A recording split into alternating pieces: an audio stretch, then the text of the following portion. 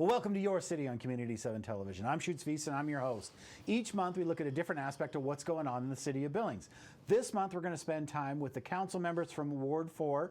The first one joining us today is Penny Ronning. Penny, thank you so much for joining us here on Community 7 Absolutely. today. Thank you so much, Shoots, for the invitation. All right, well, we're going to talk a lot about what's going on with the city, but let's start with a little bit about you. Did you grow up here in Billings? Did you come to Billings? Give us some history, give us some background. So I did grow up here in Billings. I was born in Aberdeen, South Dakota, but my parents moved here when I was very young. My mom was a federal employee. Her entire career was spent with the federal government, and my dad owned, I should say both of my parents owned the restaurant, but my dad was the owner-operator of a restaurant called the Happy Diner, which was on Grand Avenue for 30 plus years. And so really grew up in Billings since the time I was a third grader. Graduated from Billings West High School and went on to college and left Montana not long after that for a long period of time, and then moved back to Montana State University in Bozeman in 1996 and have been back in Montana since then. And when did you move back to Billings? And then on top of that, when did you kind of get involved with what's going on with city council? Hey, I'm interested in this. Hey, I want to run to be a city council member. Yeah. So I moved back to Billings to help take care of my mom originally. She had developed some spinal disease and needed full-time care for a period of time. So moved back a little over 10 years ago to Billings to help take care of my mom. And in that process, I knew that I needed to get back involved with the community. And one of the first things I did was I became a CASA advocate, which is a court-appointed special advocate for abused and neglected children. Through that process, I started learning about an issue that has been a part of my entire life, but really became a part of opening my eyes to the difference in the Billings I grew up in and the Billings of today. And of course, that is the subject of human trafficking. Through my work as a CASA, I started to learn how many children are trafficked right here in our community. And that was both eye-opening and devastating to learn. Through that, I started to train with the FBI on human trafficking related issues, how to identify human trafficking, how to become more involved, and how to become a community organizer, really. Through that, I started to go speak to City Council on the issue of human trafficking. And at that time, there were just 10 faces because Angela Semino was on a leave of absence for a period of time. And so there would be 10 members of City Council that just stared back blankly at me. And I thought, you know, that's not okay. And I knew that in order to address this subject and to address this subject at a leadership level in our community, which it really needs to be, I needed to be in one of those chairs. And so that's really how I started to get involved with city government. I had been asked multiple times prior if I would run for office, and at that point in time I wasn't interested. When I was being asked, I wasn't interested. I had a lot going on in my own career and my own life, but when I would go and speak to City Council and not get a response back on a very hard subject, I knew that there needed to be some leadership change in how we looked at these types of issues in our community.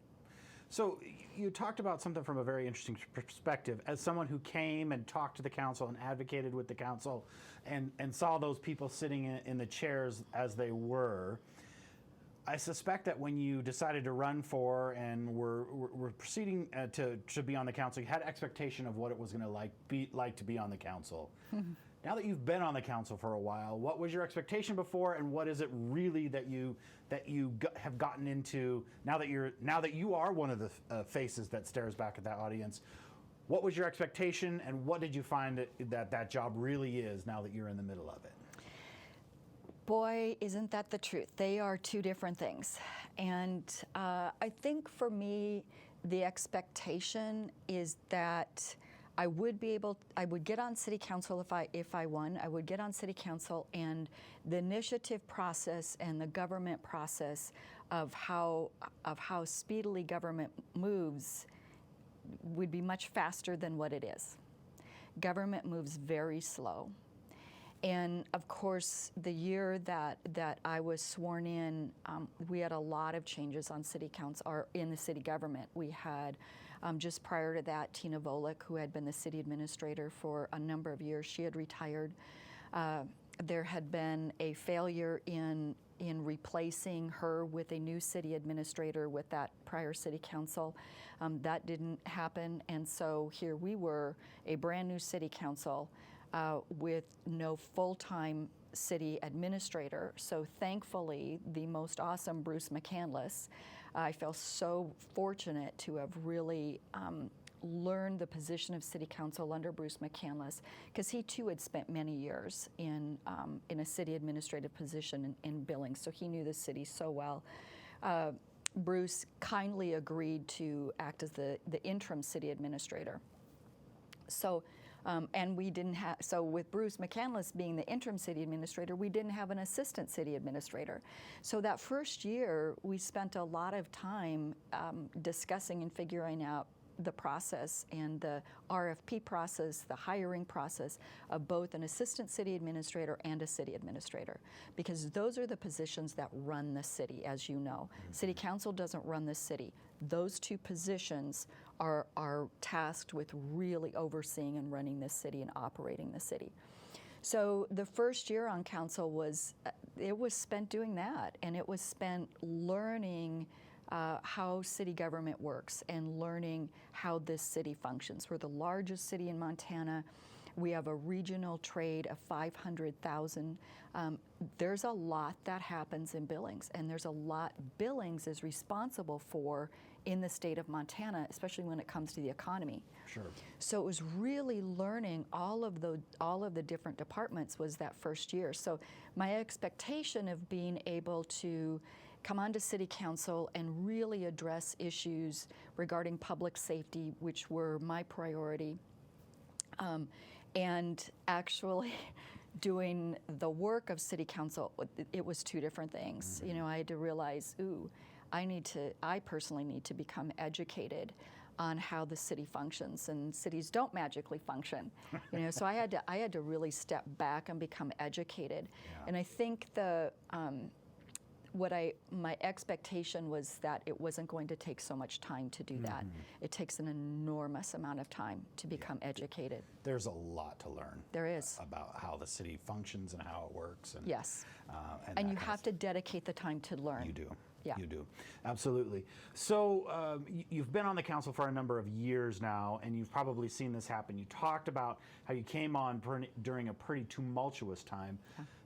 Now you've been through and been on the council when you've added new members and seen members go away. Talk to us about that dynamic and how that changes, and how the dynamic of the council changes each time people are added or subtracted from that equation. Absolutely. And you know, we had shared a little bit before the camera started rolling about the dynamic of adding in a pandemic and the entirety of how we communicate with one another on council and city staff. So we also added in that brand new dynamic, which has never been done before in city council, and that was Zoom meetings. Yeah. So when we were meeting in person, which is my preference, there's that opportunity to engage. You know, you're sitting so close to one another. You have the opportunity to engage in small talk. You have the opportunity to get to know your fellow council members by body language communication, eye contact, humor. Humor plays a really big role in discussing hard issues with people who may be on the opposite side of an issue to you. Humor can play a really big role in that. With Zoom, we've lost, from my perspective, we've lost that ability to get to work as a body together in that way of eye contact, body language, humor, the small things that really help communication between human beings. And there are those subtle communication factors that play into this. And when you are discussing and working on complicated subjects, those small subtleties can make a big difference. And they can make a big difference in how we relate compassionately with one another, how we hear one another. Right now, we only see each other in these little squares.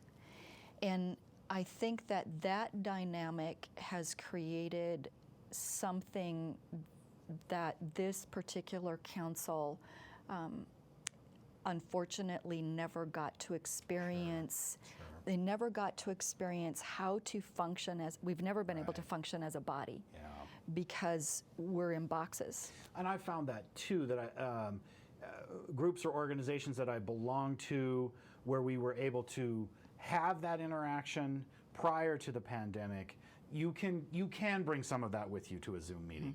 But if you've never gotten to establish that baseline, it's very difficult to do that over a telecommunication type of deal. So I'm sure that is a very big struggle right now. It is. And for a council to work, you've got to have that stuff. Yes.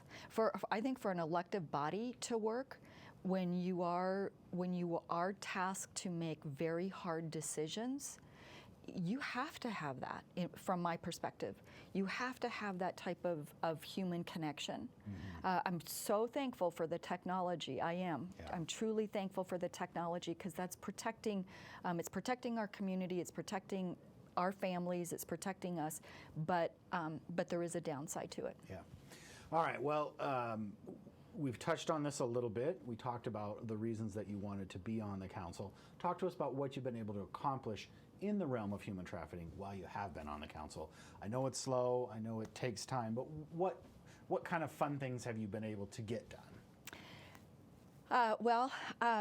So outside of human trafficking, one of the things that I initiated was the Energy Conservation Commission, which is a 4-year advisory board for City Council and for the City of Billings, and I'm really excited about that. That came to me just actually right after I was elected. I was approached by a number of different organizations in Billings asking if I would take this on and lead this through City Council, and I was super excited about it and said, absolutely, I would love to do that.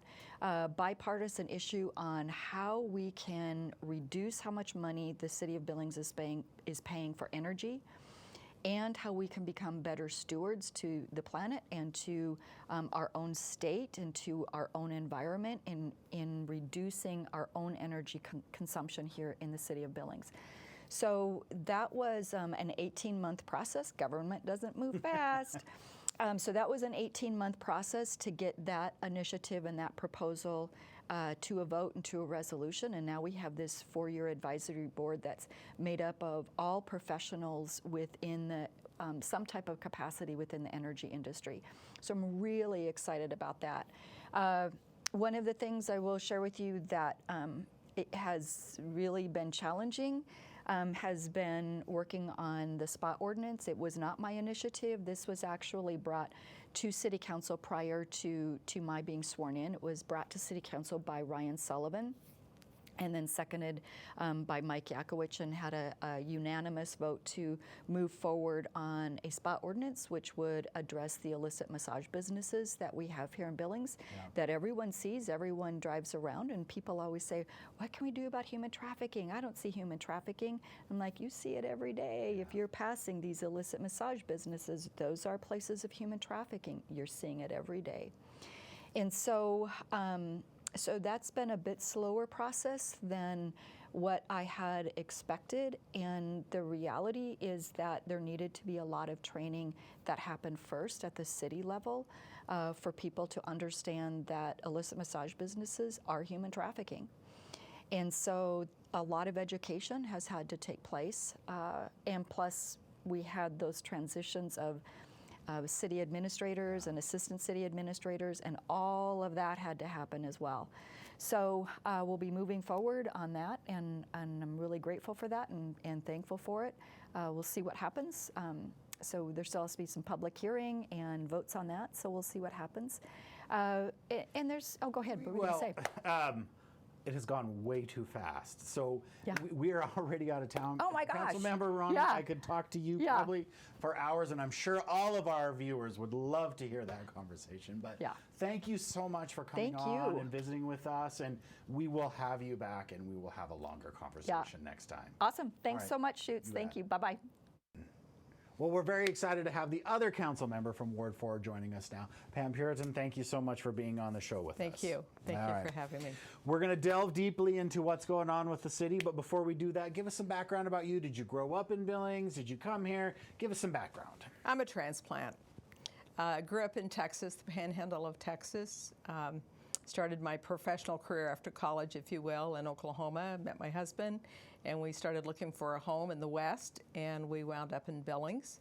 We love it. Our children, my youngest son was 5 months old when we moved here. My daughter was 5 years old, and the middle one was 3. So this is home to them, even though they can go into an Okie accent on a dime. Yeah. So, but no, we've been here, gosh, I guess now it's been 35 years. Yeah. So we feel like this is home, Yeah. even though our family's not here.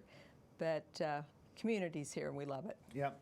So what got you interested in serving on the city council? What were kind of some of the things you were doing that led you up to making that decision to run for the council? Well, good question, because even when I was single, I was fairly interested in local politics. And so even coming to Billings, of course, I did a lot of volunteering in school with the kids and did a lot of that, scouting and everything else that goes, sports, whatever it is. But I've always been interested in local politics and have been fortunate to meet some really good people in Billings that have been involved. And as my kids started to do their own thing, I started to getting more involved and have volunteered in a lot of aspects of local politics and county, state stuff. And I was actually on a team looking for candidates for city council, and just really didn't like the way that was going. So I talked to my husband about it, and he was just, yeah, go for it. And so here I am, and everyone was going, what took you so long? So here I am. Sure. So there is definitely a difference between what you see when you look at a council member and, you're kind of, well, I'm kind of into this and this is kind of interesting. And then you actually sit in the chair and it's maybe something a little bit different. Okay. What were your expectations of what it would be like to be a council member? And then what is it that you've found when you actually are a council member? Well, I've had former council members and even council members that were on at the time when I chose to run, and they said, you won't understand it until you get on it. Mm-hmm. And so I spent, I think I filed, May? So from May until I was sworn in, I think I missed one council meeting. Sure. So I was able to go through the process, the whole process. Did I understand it? No. That bothered me. Yeah. But yet, when I would ask others, whether they were on council or former council members, and they said, you will get it, just hang in there. And that's what I've been doing, and I'm still hanging in there, if you will, because there's so many aspects to city council that you're going, I'm not a professional at this, and this is not my background. My background is basically healthcare and education. Those are probably, and just being a mom and being a concerned citizen. Those are my, my big go-tos, if you Sure. will. And I find that those serve me well, and just interaction with people. And that's what I love. And that's why I don't like Zoom, because I like interaction with Sure. people. Yeah. What do you think the council has gained from being able to have Zoom meetings, and what have you lost from being able to have, from being forced to have your meetings on Zoom? Well, gained, I know that the city has used more technology, especially in permits, licensings, and that's helped. And I think that's helped other businesses as well, that they've seen what they've been forced to do. I think what we've lost is that social interaction. I do think even with, we meet with most council members, or I shouldn't say most, I think all council members meet at least one time a month with Chris. And we used to do that in a sit down. Sure. And that's so much better than Zoom. But now we've gotten a little lazy and we're going, oh, we'll do Zoom. I can meet you at 8 o'clock in the morning on Zoom. Right. So I think we get, a little complacent with that. It takes a lot more effort to get out, especially with the winter months coming up. That makes so much more of an effort. One of the things that I will say is, for me, I was on this track of trying to go to a lot of boards and commissions and TIF district meetings, some of these things. And that I took a step back because so many of them weren't doing it initially. Then you have to get into that process of trying to get your schedule down to do that. And in that respect, it's probably easier that you can go to a lot of those. And you can give input on those as well as if you were at a meeting. Sure. What has been your least favorite aspect of serving on the council? Oh, least favorite. I guess that's kind of a hard question to answer. We have such a diverse council philosophically. And I think having served on other boards or you just learn you got to get along and you got to give and take. And sometimes that give and take is very difficult.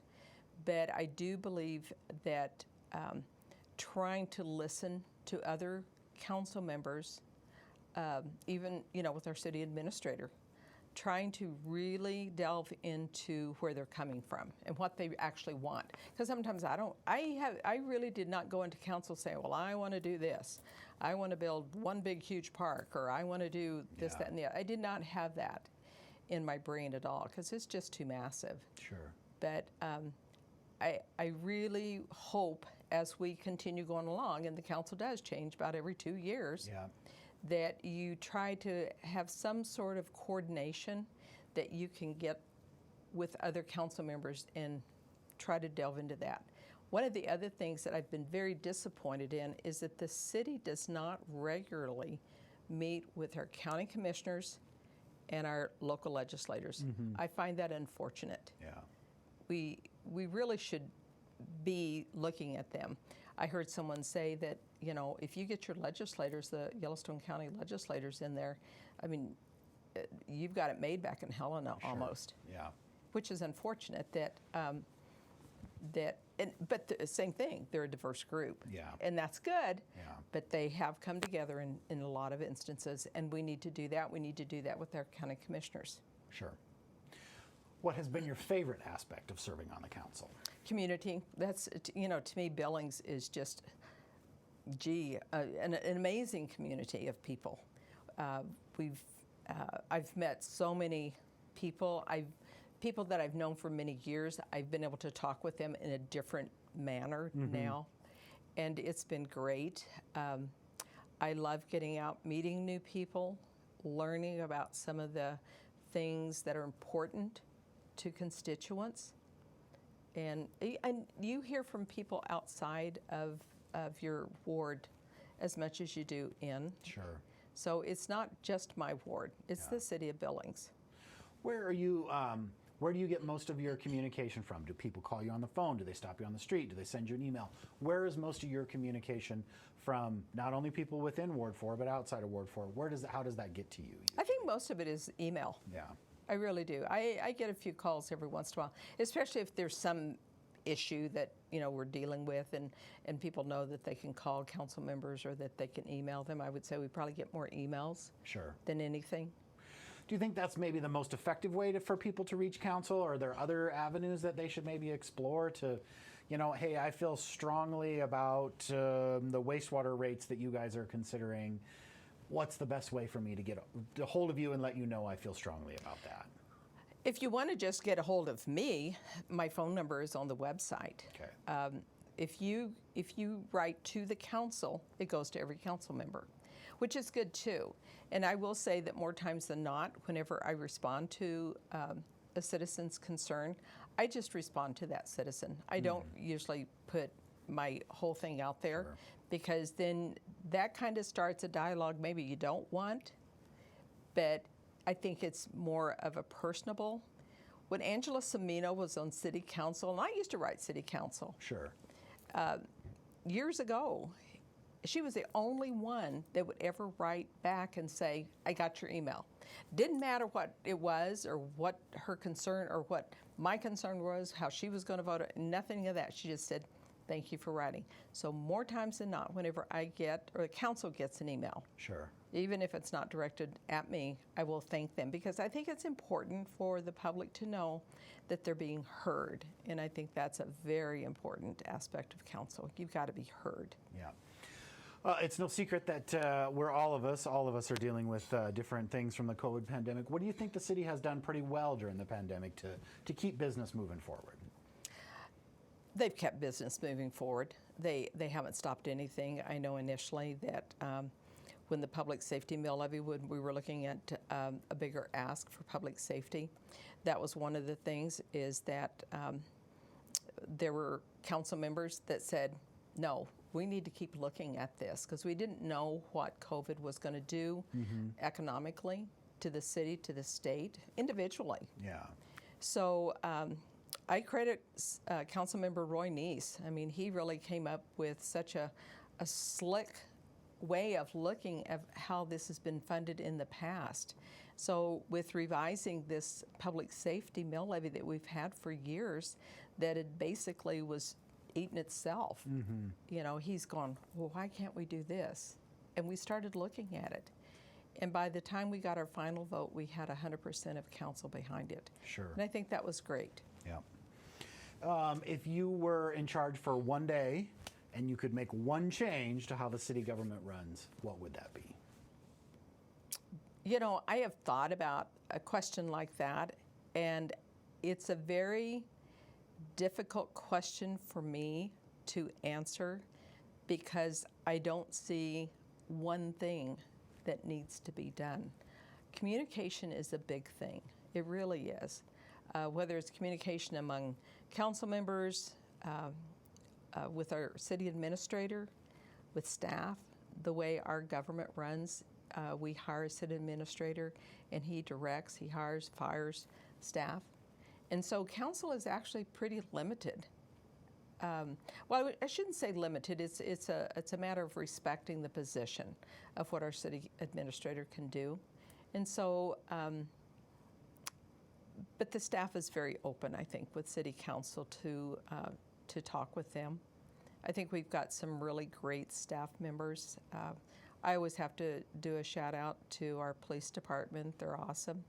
They're very well trained, and I know they get a lot of flack, but I just think they do an amazing job. So kudos to them. Not to say the others don't. Sorry about that. Give us your best description of what makes Billings unique. Why is this a special place? I know you moved here from someplace else. You made your home here. You lived here for a lot of years. What makes this such a special place? Community. It is. It's a very good community. It's a great community for raising your family. It's a great community for schools. It's a great community for faith-based education, or just, you know, that form of community. You have communities of people that love the parks and the trails. You've got a community of people that are involved in agriculture. I mean, it's amazing. You can hang your hat in so many places in Billings and call it home. And so I do like that about Billings, and I think it's, you know, other communities, they may have that. I have a daughter that lives, I only have one daughter, but she lives in Missoula. And I don't know that they feel that way in Missoula, and it's a smaller community. Sure. And it may be kind of that geographical layout in Missoula. I mean, not to say they don't like it. They've found their community there. I've had friends that live in Bozeman, and I don't know if they can say that. Yeah. Well, Councilmember Purinton, thank you so much for coming on and visiting with us. Oh, thank you thank for all of the you. time, effort, and energy you put on the council. We know it's long Thank you. hours. We know it's hard work. Thank you very much for all that you do. It's very much worth it, and I'm just very humbled to be there. So thank you, and thanks for doing this. You bet. All right.